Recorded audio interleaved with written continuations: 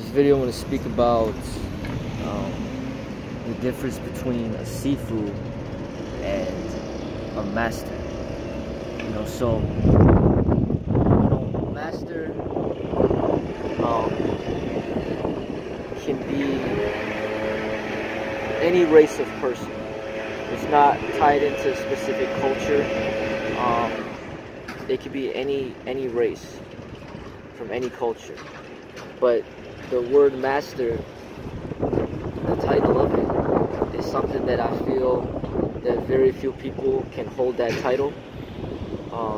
Maybe just a selected few within any realm of expression. So if you say, a master boxer, it may be Floyd Mayweather Jr. He'd be a master because he's actually undefeated. He never lost. Master basketball player, it might be Michael Jordan. It's debatable. Some people might say somebody else, but it's up for grabs. Like, people will have their opinion of who they think is the best of all time.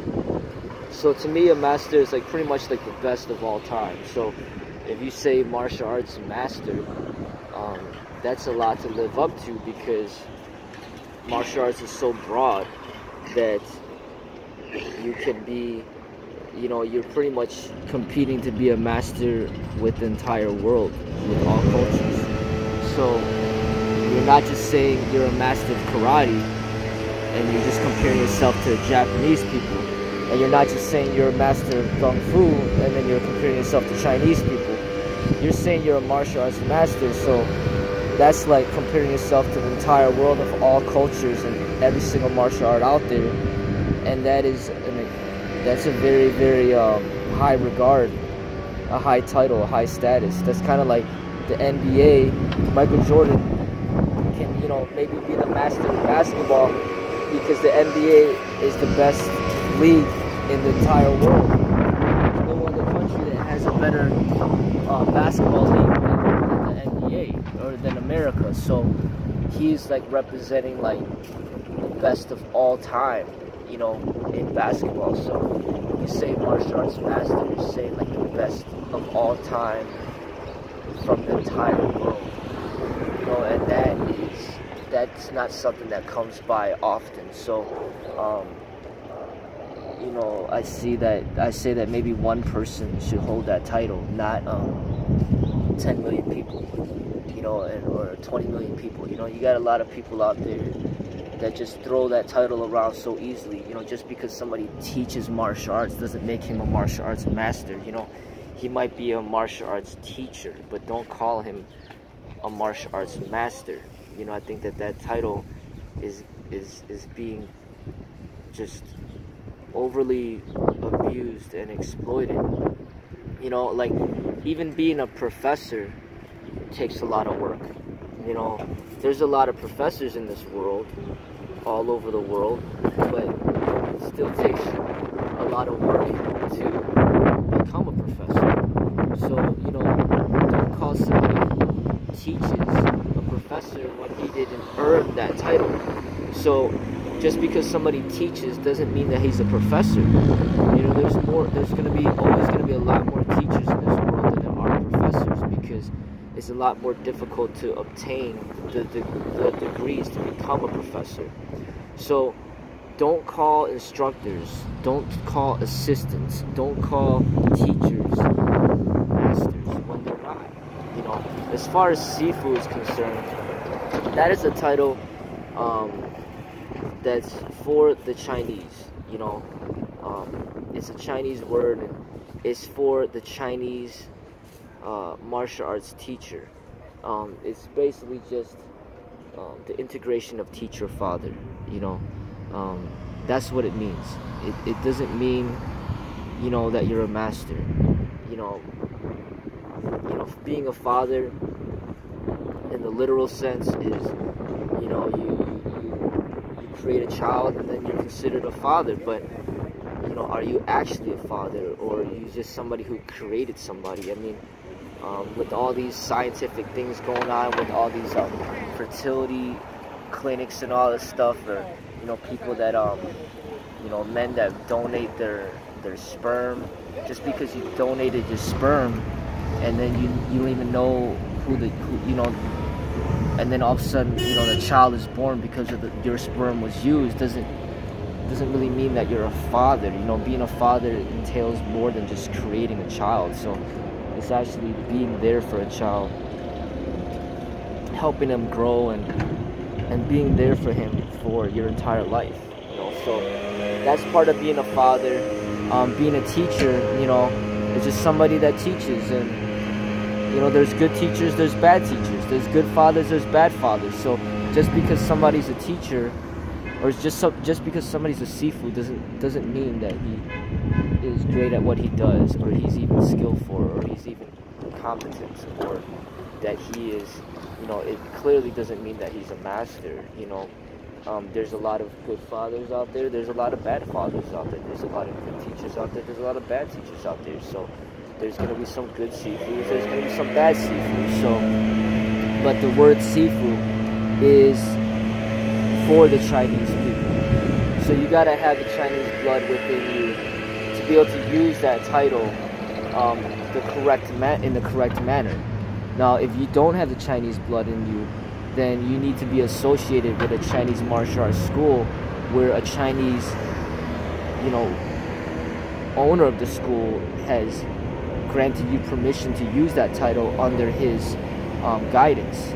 You know, so if you own a martial arts school and you're a Sifu, then you can train your students to become Sifus themselves, even if they're not Chinese, because they're under your guidance, under your Chinese martial arts school. But as soon as they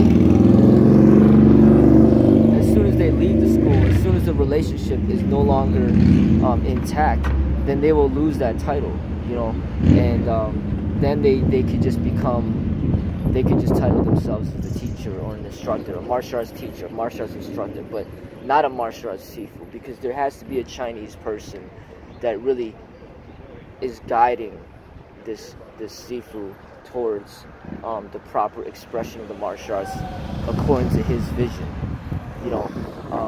But that's how I see it. You know, these titles, you know, they shouldn't just be used as, you know, however people want to use them. You know, people that are not Japanese calling themselves senseis when nobody even gave them the authority to use that title. People that are not Chinese calling themselves Sifus when nobody even gave them the authority to use that title. People calling themselves masters when who are they a master of, or what have they even mastered in life? You know, it's just these titles are just being, you know, so thoroughly abused and improperly used. You know, you could say that you're a player, that you're a student, you're a practitioner, you know, but if you're gonna call yourself, I'm a master, I'm a teacher, I'm an instructor, I'm a professor, I'm a doctor, I'm a lawyer, I'm a police officer, I mean, these titles are not things that you can just take and use as you please. I mean, police officers got to go through training, and they need to be certified to be considered a police officer. And if, you know, if they don't do a good job, then they'll get fired, and they're no longer considered police officers. Then they're considered retired or former police officers. People that are in the army, they might be active army members, or they're discharged, or they're dishonorably charged, honorably discharged, or retired military. Like, you know, you could have been, you know, a manager for a company for 20 years, but if you retire or you get fired, then you're no longer holding that title. You know, you might be a CEO for a successful company for 30 years, and then you decide to sell that company. Well, then you're no longer a CEO. You sold the company.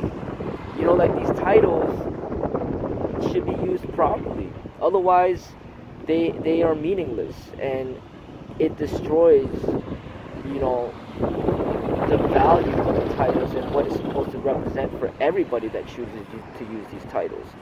So when people that are not truly masters are calling themselves masters, it diminishes the meaning of that word or that title.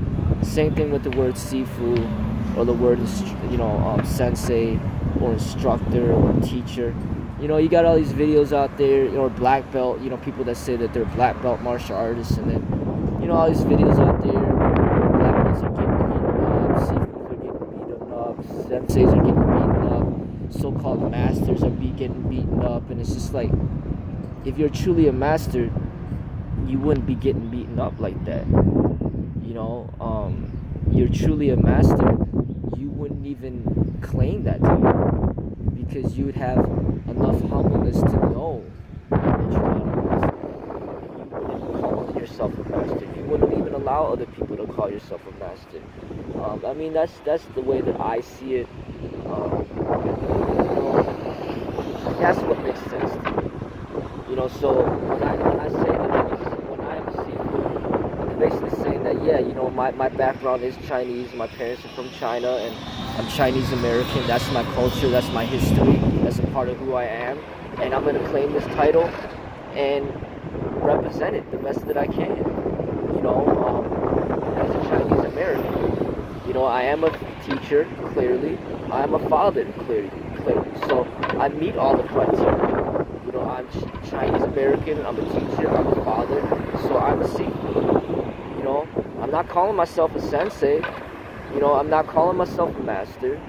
You know, I use the titles that I feel that accurately represent what I do and who I am. And I feel that people should do that. Otherwise, they're deceiving people, and they're contributing towards greater ignorance, you know, and the misuse of labels. And, you know, I just want people to think about that a little bit.